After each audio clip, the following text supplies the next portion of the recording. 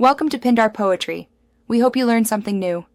You begin by locking in prerequisites and the first actionable steps. Choose platform and confirm developer access to your site, product feed, and API keys. This avoids roadblocks. Map the essential intents, search, add to cart, order status, so training data matches real tasks.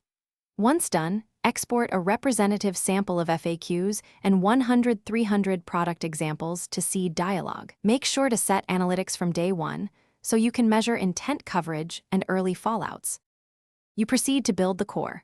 Craft intents with 10-20 diverse utterances each and define slots for SKUs, sizes, colors, and quantities. This improves NLU accuracy. Connect the bot to product search and cart APIs and implement graceful fallback when inventory is stale.